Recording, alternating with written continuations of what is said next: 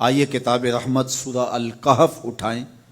اللہ تعالیٰ نے ایک واقعہ بیان کیا ہے حضرت موسیٰ اور حضرت خضر علیہ السلام کا، کہ حضرت موسیٰ علیہ السلام عزم مصمم کر کے جب چلے تو اللہ فرماتا ہے کہ ہم نے حضرت موسیٰ علیہ السلام کو جس بندے کی نشانی بتائی تھی وہ بندہ ان کو وہاں مل گیا۔ سفید چادر اوڑے حضرت خضر علیہ السلام وہاں لیٹے ہوئے تھے، تو یہ جا کے ان کے پاس کھڑے ہو گئے کہ حضرت میں آپ کی خدمت میں اس لیے آیا ہوں کہ اللہ نے آپ کو جو خصوصی علم عطا کیے ہیں میں ان کو سیکھنے کی غرض سے آپ کی چوکھٹ پہ آیا ہوں۔ کہا تم میرے ساتھ صبر نہیں کر پاؤ گے، معاملے مشکل ہیں، سفر دشوار ہے، منزل کٹھن ہے، اور میرے معاملات ایسے ہیں کہ تم اعتراض کرو گے، اس کے بغیر تم رہ نہیں سکتے۔ حضرت موسیٰ علیہ السلام نے کہا اگر اللہ نے چاہا تو آپ دیکھیں گے میں صبر کروں گا، اور آپ کے کسی حکم کی کسی کام کی میں نافرمانی نہیں کروں گا، کسی کام کا انکار نہیں کروں گا۔ کہا کہ اچھا شرط یہ ہے کہ جو میں کروں اس پر تم اعتراض نہیں کرو گے، سوال نہیں کرو گے، یہاں تک کہ میں خود ہی نہ بتاؤں۔ تو کہا کہ یہ شرط ٹھہری، میں کوئی بات نہیں کروں گا۔ فانطلقا، دونوں چل پڑے، دریا کے پار جانا تھا۔ جو کشتی کا مالک تھا، کشتی بان تھا، وہ حضرت خضر علیہ السلام کو جانتا تھا، تو اس نے کرایہ بھی نہیں لیا، لیکن جب کشتی پر سوار ہوئے تو عصا مار کے حضرت خضر علیہ السلام نے کشتی کا ایک پھٹا توڑ دیا۔ تو بے ساختہ حضرت موسیٰ علیہ السلام نے کہا آپ نے پھٹا توڑ دیا، یہ سارے ڈوب جائیں؟ کہا میں نے کہا تھا نا تم میرے کاموں پہ صبر نہیں کر پاؤ گے۔ تو حضرت موسیٰ کو یاد آیا، کہا میں بھول گیا تھا، اس پر مواخذہ نہ کیجیے۔ پھر دونوں چل پڑے، بچے کھیل رہے تھے، ایک خوبصورت لڑکا وہ بھی بچوں میں کھیل رہا تھا۔ حضرت خضر آگے بڑھے اور اس کی گردن مروڑ دی، اس کو قتل کر دیا۔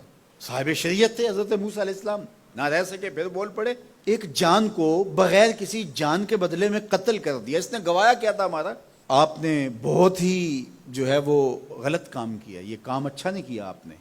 کہا میں نے کہا نہیں تھا کہ تم میرے ساتھ صبر نہیں کر پاؤ گے۔ کہا ایک موقع اور دے دیجئے، اب اگر میں نے کوئی اعتراض اٹھایا تو پھر دوبارہ مجھے آپ اپنی صحبت میں نہ رکھیے، عذر تمام ہو جائے گا۔ پھر دونوں چل پڑے، یہاں تک کہ ایک بستی میں دونوں آئے تو آپ نے بستی والوں سے کہا کہ ہم مہمان ہیں، آپ ہماری مہمان نوازی کیجیے، کھانا کھلائیے۔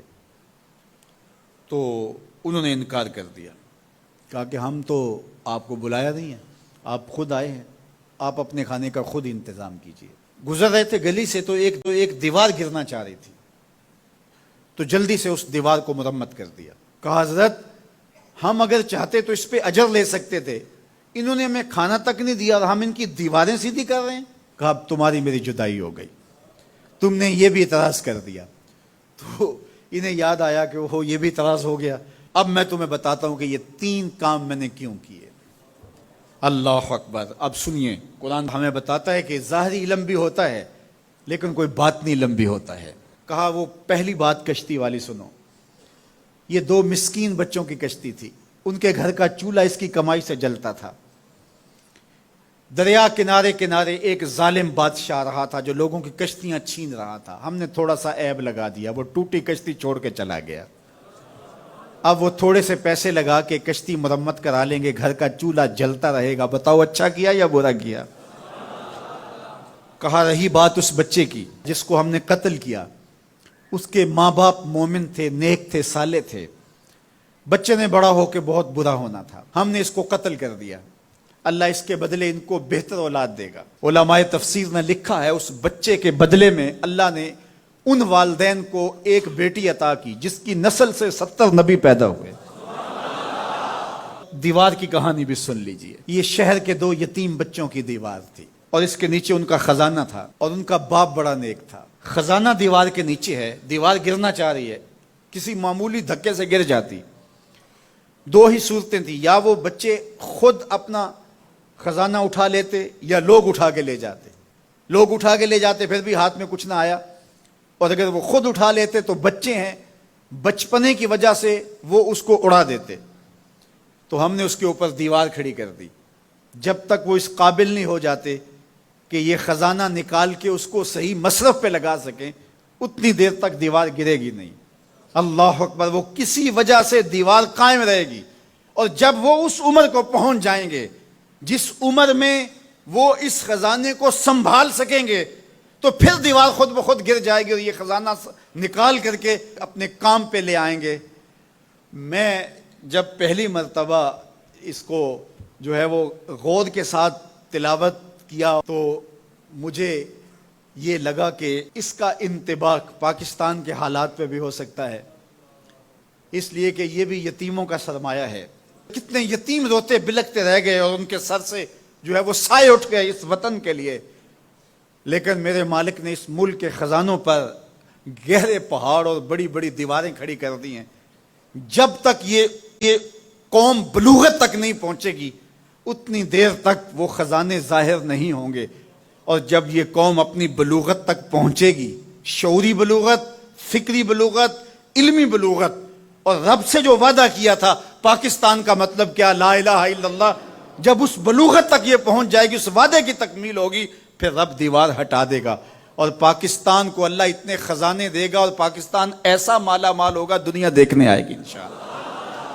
اس لیے رب نے دیواریں بنا کے رکھی۔ تمہارا باپ معین الدین چشتی بڑا نیک تھا، تمہارا باپ داتا گنج بخش علی حجویری بڑا نیک تھا، تمہارا باپ حضرت مجدد الف ثانی بڑا نیک تھا، ان کی وجہ سے میں دیواریں کھڑی کر رہا ہوں اور مضبوط حصار لگا رہا ہوں تمہارے خزانوں پر، اور وہ وقت آئے گا جب تم بلوغت کی عمر کو پہنچو گے، دیواریں ہٹ جائے گی اور تمہارا وطن زمانے پہ مہکتے پھول کی طرح اور چمکتے ستاروں کی طرح اور روشن آفتاب کی طرح چمکتا اور مہکتا دکھائی دے گا، اور زمانہ پاکستان دیکھنے آئے گا، پاکستان دنیا کی قیادت کرے گا انشاءاللہ۔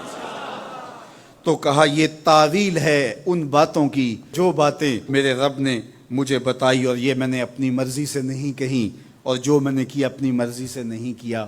تو یہ باطنی باتیں ہیں، شاید یہ باطنی باتوں کے جوش میں یہ بات بھی میں کر گیا۔